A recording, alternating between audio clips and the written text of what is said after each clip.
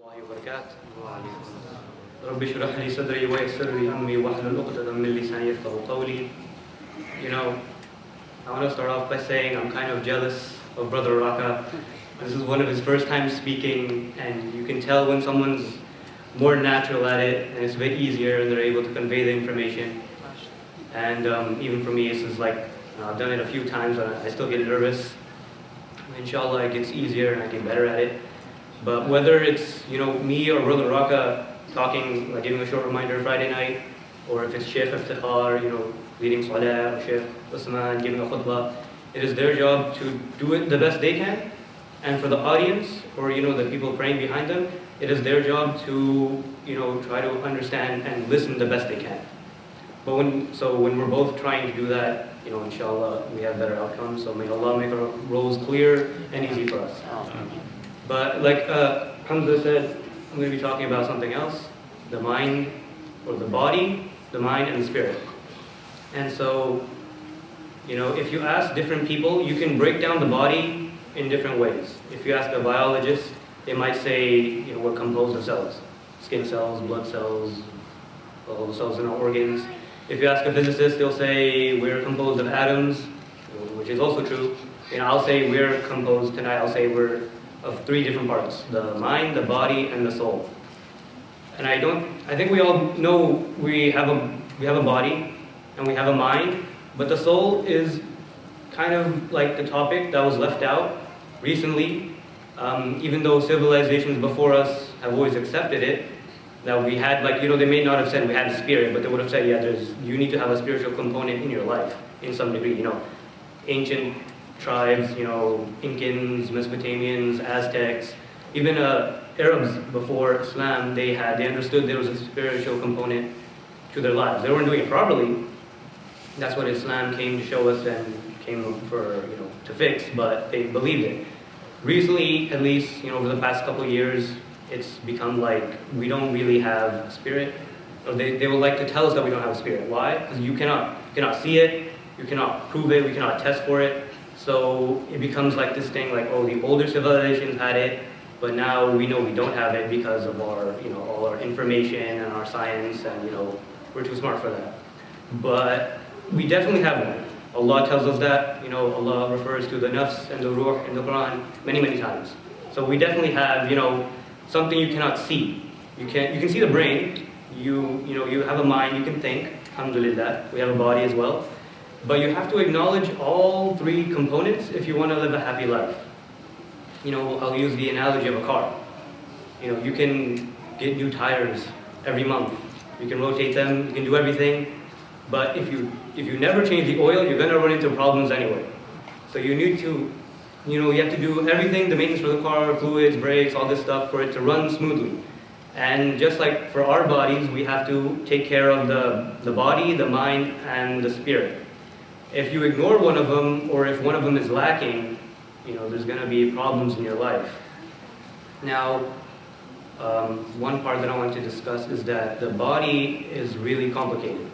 I think most people would agree on that.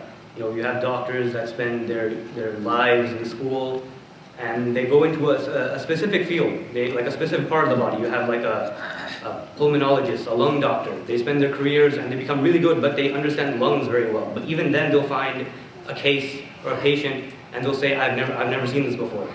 You can have, a cardiovascular doctor, same thing with the heart. You can have a podiatrist, same thing, like a feet doctor. They can see something they've never seen before. And they've spent years and years studying and years practicing, and they still, they find it proves how complicated the body is. And the mind, even more complicated. Even today, we don't know much about the brain.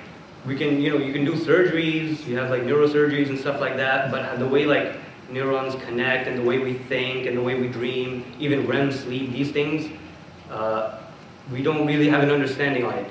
And the spirit is higher than that. It is even more harder to comprehend. Because as you can see by our science, they say we don't have one. Because they can't test for it. They don't know how to test for it. Maybe in the future, we'll have a way to do that. But as for right now, since they can't see it, or they say that we don't have one. But that's why we have Islam, and we have the Quran, we have the Sunnah. We have a way to navigate through the spirit. we have you have to take care of all three things, and there's different things you do to take care of different things. For the body, we'll do like, eat healthy, obviously, stretch, exercise, and your body's in good shape. For the mind, you have your wife and kids, you have your family, alhamdulillah, you have friends, you hang out with people whose company you enjoy, for like mental ease. And then for the spirit as well, we do, the Quran tells us what we had to do. We couldn't come up with this on our own. Or maybe some stuff here and there, when you do something nice and you feel good, but it's not physical. Then you can kind of figure out like how to navigate the spirit, but without the Quran, we'd be wandering in the dark, and like occasionally maybe you'd hit something on the dot. So same thing, you have to take care of the body, the mind, and the spirit. And they're not separate, they're overlap. It's one body. There's three systems, but they compose of one body. Much like how, let's say, if you were very anxious or you were very depressed, that's not a physical condition. You can't look at someone and tell that they're depressed or have anxiety. But if you are like excessively depressed, you'll start to put on weight. It'll affect your sleep. You'll have a harder time concentrating. That affects the mind. Same thing, if you eat too much, Allah tells us, we know from the hadith that eating too much or excess, or like always giving into your nafs in regards to your diet is like, it gives your nafs power over you. So we have to take care of the body, the mind, and the spirit, and then we can live inshallah, a cohesive life. And so we have to take care of all three things to live a proper life, and we can't ignore any of them. And Islam does put our priority on the spirit itself. We obviously know how to handle all three different components from the seerah and the Quran. We know what to eat, we know how to handle the body, the mind, and the soul. But Islam puts a priority on the soul, because this body and the mind that you have, it'll last a couple years, maybe 80, 90, 100 years, maybe 100 years. But realistically, your soul is all that you'll have with you once you die. And the true life for a Muslim starts after death. And it's hard to put into perspective now, but from the moment you're put into the grave until the day of judgment is a much longer time. So that's why there is a priority over the spirit, and that is what kind of Islam has come to tell us. And all these three components, they're not equal, but we have to acknowledge all of them, we have to take care of all of them, and we have to understand how to live a cohesive life, inshallah.